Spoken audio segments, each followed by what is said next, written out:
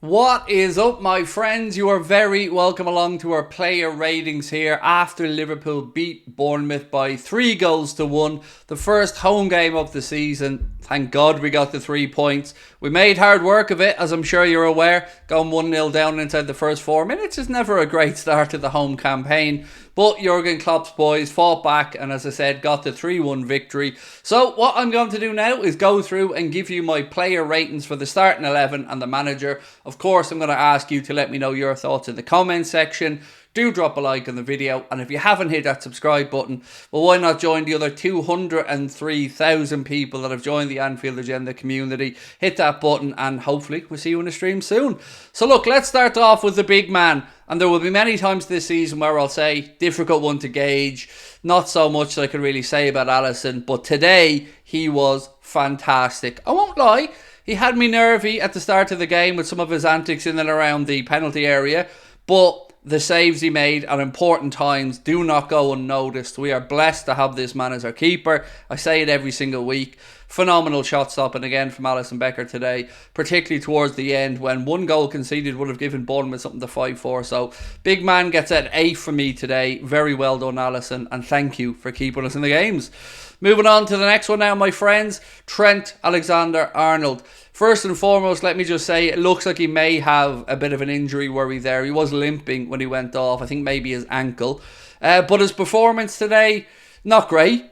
Particularly in the first few minutes where he got away with one offside goal and then gifted another one. So not great from Trent defensively. I don't please ever want to hear anybody suggest playing Trent in the 6 again. He just isn't there. He just isn't.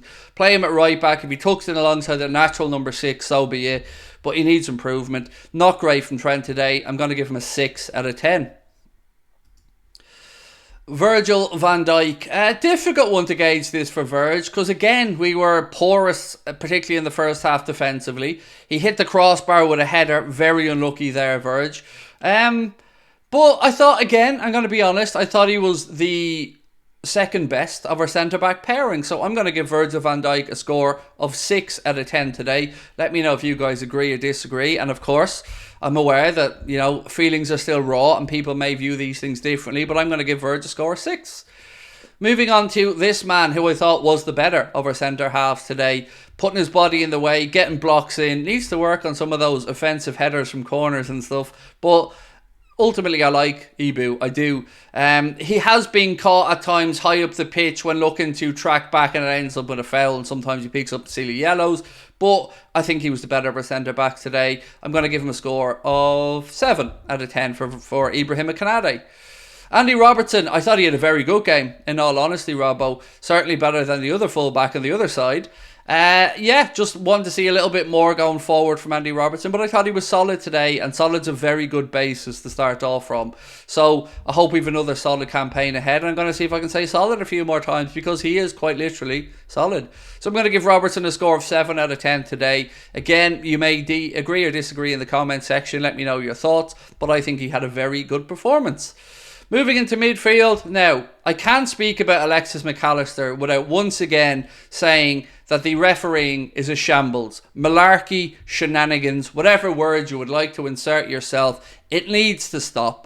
It was never a red card. Never. If that's a red card, we're going to see 10 to 15 red cards every week in the Premier League. And the fact that it wasn't reviewed by VAR, well, that's no surprise when you find out who was in VAR.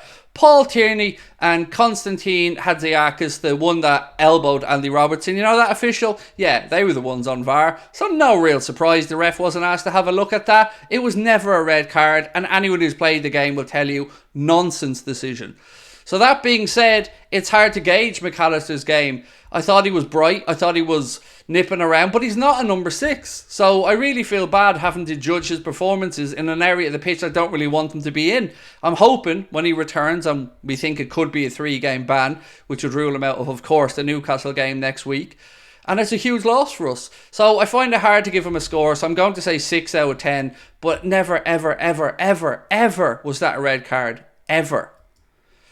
This gentleman was without a doubt my man of the match. In the poll that we had after the game and our match reaction, he was your man of the match. He was phenomenal. I said to you guys many times that Manchester City eyed this guy as a De Bruyne replacement. We got in there, got him. He's a Liverpool player and I'm very grateful for it. He uses class all around the pitch. His pressing, his passing, his ability to break a line, get past the man. Phenomenal. Delighted. And I'm sure he's going to chip in with a few goals as well. I can't fault his performance today. I'm going to give Dominik Szoboszlai a score of 9 out of 10. Very, very good performance. And you can see the man's calibre. Right. Cody Gakpo. Look, I don't want to say he's wasted in the midfield role because he's damn good at getting the ball in midfield, dropping his shoulder and then running into space. He's very good at it. His technique is clear. He's a very tactical player. He oozes class. Again, like Szoboszlai, oozes class. But I'd still rather him through the centre. Diogo Jota, I'm not convinced of at all from the start of the season. Yes, he got a goal today and we'll move on to him in a minute. But I'd like to see Gakpo back through the centre as soon as we have the midfield situation sorted. I think he's wasted in the area he's in at the minute. But with regards to a score today, 6.5 for me for Gakpo. Can do better, will do better. Some good moments, but again, I just like him a little bit further forward. So I'm going to go 6.5 out of 10. You guys can let me know if you agree or disagree. This gentleman probably caused the most division in our live chat. So let's start off with the penalties. I think, if I'm not mistaken, it's 6 penalties taken and 3 of them missed in his last 6, which isn't great for a penalty taker. Now, in fairness to Mo, he followed it in, used his instincts and scored the rebound. Delighted from in that regard. Great to see him score and I think move past or level or past Steven Gerrard in the Liverpool all-time goal scoring charts. But you can still love somebody and be a little bit critical of them. And there were times today where Salah's shooting left a lot to be desired. I can think of 2 or 3 opportunities where tiddlers is what I call them, barely daisy cutters as they reach the keeper. But, you know, maybe he's going to have to alter his game a little bit. You know, we might see more assists from him. I love the man, I do. But I'm not convinced yet. There's got to be more to come from Mo because he's not winning us over again this season so far. I'm not going to say he's in decline. We're a long way from that conversation. But today I'm going to give him a score of 6 out of 10. I know the great man can do better. I know he will do better. And he's defo needs to work on some of that shooting. This gentleman though, very, very good. Very, very bright. Running really hard. Getting the opening goal again today. And that's a great start from in the campaign. We said at the end of last season we wanted to see more goals from Lucho. Well, 2 games in, 2 goals. Can't ask for better than that. I hope that when he went off there at the end and he was walking off freely, I hope there's no injury concerns with him and we will keep you up to date on that when we get any news. But I thought he was great. I love him. He's just so full of energy. He can be a bit loose in possession at times, but look, that's part of his game and I think we're just going to have to continue to love him.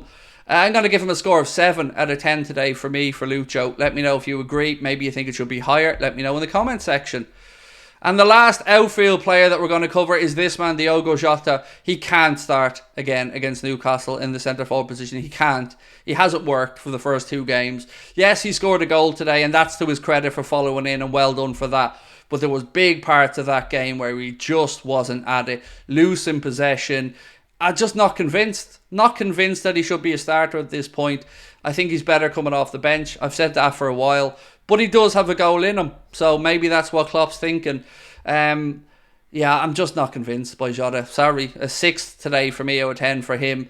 And before I move on to the substitutes, and particularly Endo, because I'm not going to go through and rate them all, just a couple of words on them. So a 6 for Diogo Jota. But Endo, can we please give the lad a chance?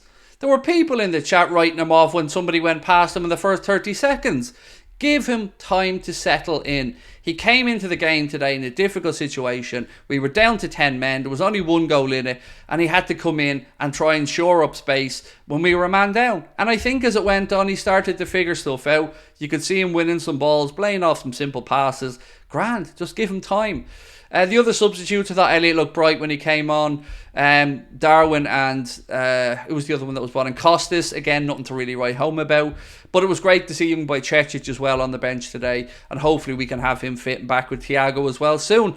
Now to finish up for this one, folks, we're going to have a little word about Jurgen Klopp. I think today should remind him again that we still need reinforcements in that midfield area. Endo will take time to settle in and that's fine. But we need to go out there and add in a little bit more quality alongside Endo, or to give him some competition. And he also needs to start putting pressure on Virgil van Dijk and Mohamed Salah. And the only way to do that is to increase competition.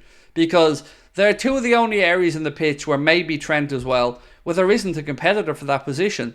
And it's no coincidence that the two players that we have some question marks over. So hopefully the gaffer can put that right. A few little tactical tweaks, but we'll need to be a lot better next week at Newcastle, or we're going to come away with nothing. So hopefully we can go up there and get a result. But for Jurgen today, we got the win. He figured out the system. They pressed very quickly from the start, and we knew that was coming. So I'm going to give Jurgen a 6.5 today out of 10 for Jurgen. Let me know if you agree or disagree.